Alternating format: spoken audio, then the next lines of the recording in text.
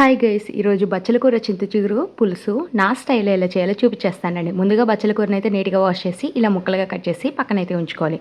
ఇలా కట్ చేసిన బచ్చల కూరని వేరే ఒక బౌల్లో వేసి దీంట్లోని ఒక కప్పు వరకు శనగపప్పు, అంటే ఇక్కడ 2-3 టేబుల్ స్పూన్ల వరకు శనగపప్పు, పచ్చి శనగపప్పును వేసి 5-6 పచ్చిమిర్చిని ఇలా చీలికలుగా కట్ చేసి వేసుకోవాలి. ఆ తర్వాత ఒక మీడియం సైజ్ ఆనియన్ని ఇలా సన్న ముక్కలుగా కట్ చేసి వేసుకోవాలి. ఇవన్నీ కూడా ముందే వేసి కొద్దిగా వాటర్ పోసి అయితే ఉడికించుకోవాలి. ఇలా ఉడికించుకోవడం వల్ల బచ్చల కూర అనేది ఎగుటుగా లేకుండా చక్కగా మెత్తగా ఉంటుంది. ఇక్కడ ఒక లోటా వాటర్ అయితే పోసేసుకొని స్టవ్ ఆన్ చేసేసుకొని హై ఫ్లేమ్లో పెట్టి మూత పెట్టి మంచిగా మధ్య మధ్యలో కలుపుతూ ఒక 5-10 నిమిషాల పాటు మగ్గించామనుకోండి, మంచిగా మగ్గిపోతుంది అనమాట. ఇలా స్టవ్ మీద పెట్టే ముందు ఒకసారి ఇదైతే కిందే ఉంచుకొని బాగా కలిపేసుకోండి. ఇలా కలిపేసుకున్న తర్వాత మాత్రమే స్టవ్ ఆన్ చేసి స్టవ్ మీద పెట్టి ఉడికించుకోవాలి. మూత పెట్టడం మర్చిపోకండి, మధ్య మధ్యలో కలపటం అస్సలు మర్చిపోకండి.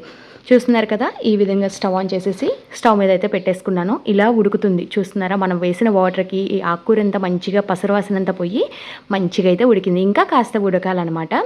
ఇలా కాస్త ఉడుకుతున్నప్పుడు చూస్తున్నారు కదా, ఇంకా వాటర్ అయితే ఉంది. శనగపప్పు కూడా మంచిగా అయితే ఉడికిపోయింది.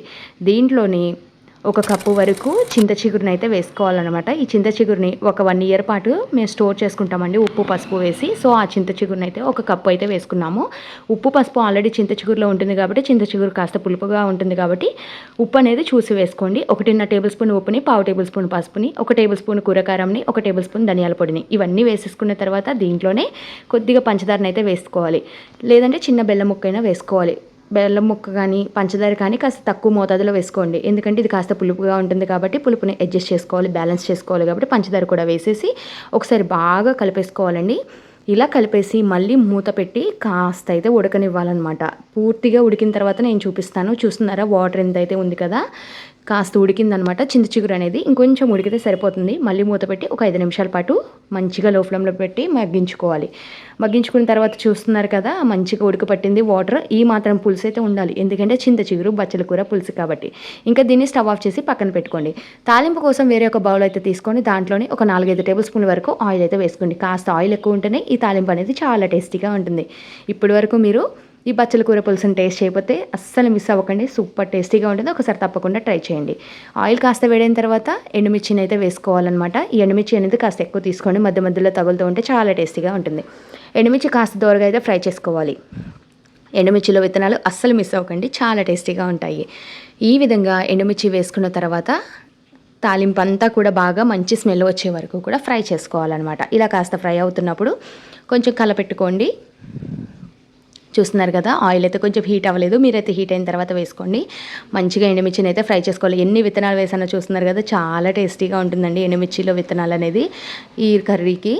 ఇలా కాస్త ఉడకపట్టింది కదా, దీంట్లోని ఆవాలు, జీలకర్ర, పచ్చిశనగపప్పు, మినపప్పు ఇవన్నీ తాలింపు దినుసులండి. మీ దగ్గర ఏవి ఉంటే అవి అయితే వేసుకోవాలన్నమాట. ఇవి కూడా మంచిగా దోరగా అయితే ఫ్రై చేసుకోవాలి. ఇవన్నీ బాగా ఫ్రై చేసుకొని ఎంత మంచిగా తాలింపు పెట్టుకుంటే ఈ ఫైనల్గా ఈ కర్రీ అంత టేస్టీగా ఉంటుందండి. అసలు ఇప్పటి వరకు దీన్ని టేస్ట్ చేయని వాళ్ళు ఉన్నారా అనిపిస్తుంది. ఒక్కసారి టేస్ట్ చేశారంటే ఫిదా అయిపోతారు, మళ్ళీ మళ్ళీ తినాలనిపిస్తుంది. అన్నం మొత్తం దీంతోనే తినేస్తారు. చాలా టేస్టీగా ఉంటుందండి. చూస్తున్నారా, మనకు తాలింపు దినుసులు కూడా మంచిగా వేగిపోయాయి. ఇప్పుడు దంచుకున్న వెల్లుల్లిని ఒక 5-6 అయితే వేసుకుందాము.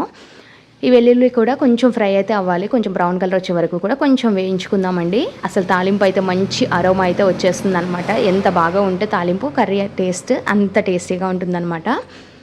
ఈ విధంగా కాస్త వెల్లుల్లి ఫ్రై అయిన తర్వాత ఒక 1/2 టేబుల్ స్పూన్ వరకు ఇంగువ కూడా వేసుకోండి. ఇంగువ పొడి చాలా బాగుంటుందండి. ఏ కర్రీలో అయినా సరే ఇంగువ పొడి కొంచెం వేసుకున్నారనుకోండి, ఇలా పులుసు కూరలకి, పప్పుకి, అలానే పులిహోరకి చాలా బాగుంటుందండి.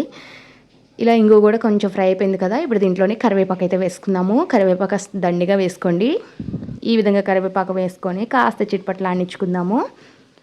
ఇది కూడా కొంచెం ఫ్రై చేసుకోవాలన్నమాట. ఆల్రెడీ మన పులుసులో అన్నీ వేసేసాం కాబట్టి ఉప్పు కారాలు ఏవి కూడా మనం ఇక్కడ వేసే పని లేదు. ఉత్తిగా తాలింపు వేసి తాలింపులో కాసేపు వేగనిస్తే సరిపోతుందండి. ఆ తాలింపు స్మెల్ అంతా పులుసుకు పడితే సరిపోతుంది. ఇప్పటి వరకు మన ఛానల్ని ఫస్ట్ టైం ఎవరైనా చూస్తున్నట్టయితే లైక్ చేయండి, షేర్ చేయండి, సబ్స్క్రైబ్ చేయడం మాత్రం అస్సలు మర్చిపోకండి. మీకు ఏదైనా రెసిపీ కావాలి అంటే కింద కామెంట్ సెక్షన్లో కామెంట్ చేయడం కూడా మర్చిపోకండి అండి. తాలింపు మంచిగా వేగిపోయింది. ముందుగా ఉడికించి పక్కన ఉంచుకున్న బచ్చల కూర చింత చిగురు పులుసుని అయితే వేసేసుకుందాము. ఈ పులుసు మొత్తాన్ని పోసేసుకొని ఒకసారి బాగా కలిపేసుకొని ఒక 2-3 నిమిషాల పాటు హై ఫ్లేమ్లోనే పెట్టి కలుపుకుంటూ చక్కగా ఉడికించుకోవాలన్నమాట. ఇది కాస్త పులుసు పులుసుగానే ఉండాలి, అప్పుడే అన్నంలో కలుస్తుంది. అస్సలు టేస్ట్ చూసారంటే అస్సలు మర్చిపోలేరండి. ఈ చింత చిగురు ప్లేస్లో మీ దగ్గర చింత చిగురు లేకపోతే ఉత్తిగా మనం చింతపండు కూడా వేసుకోవచ్చండి. చింతపండు వేసుకొని చేసుకున్న బాగుంటుంది. మామిడికాయ గుజ్జు ఉంటుంది కదా, తురుము, అది వేసుకొని చేసుకున్నా కూడా చాలా బాగుంటుంది. టమాటో వేసుకొని చేసుకున్నా కూడా బాగుంటుంది. పులుపు అయితే పడాలి ఆ ప్లేస్లో, ఇంకంతే. ఫైనల్గా ఇక్కడ మనకైతే పులుసు అయితే రెడీ అయిపోయింది. ఒక 2-3 నిమిషాలు హై ఫ్లేమ్లోనే పెట్టి కొంచెం మనకి కాస్త బబుల్స్ వచ్చి కాస్త ఉడికి పడితే సరిపోతుందండి. కూర అంతా వేడైతే సరిపోతుంది. ఇంకా అంతే అండి. ఫైనల్గా మన కర్రీ అయితే రెడీ అయిపోయింది అనమాట. ఎంతో టేస్టీగా ఉండే బచ్చల కూర చింత చిగురు పులుసు అయితే చాలా బాగుంటుంది. పక్క నుంచి ఆమ్లెట్ కానీ, ఉడకబెట్టిన గుడ్డు కానీ, లేదంటే అప్పడం కానీ పెట్టుకొని ఉత్తిగా తిన్నా బాగుంటుందండి. అసలు కర్రీ టేస్ట్, దీంట్లో ఉప్పు పులుపు అన్నీ సరిపోయాయా లేదా అనేది ఈ టైంలో ఒకసారి చూసుకోండి. ఇంకంతే అండి. నేను వేసినవి అయితే కరెక్ట్గా సరిపోయాయి. కొంచెం కూడా ఏది ఎక్కువ అవ్వలేదు, తక్కువ అవ్వలేదు. ఈరోజు కర్రీ అయితే సూపర్గా ఉంది.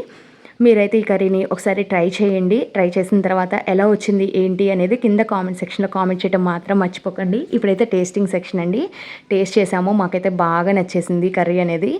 చాలా అంటే చాలా నచ్చేసింది. అన్నీ కూడా పర్ఫెక్ట్గా సరిపోయాయి. మీరు కూడా ట్రై చేసి ఎలా వచ్చింది ఏంటి అనేది కామెంట్ సెక్షన్లో కామెంట్ చేయడం మాత్రం మర్చిపోకండి. సరే కానీ ప్లీజ్ సబ్స్క్రైబ్. మళ్ళీ కలుద్దాం. Bye bye.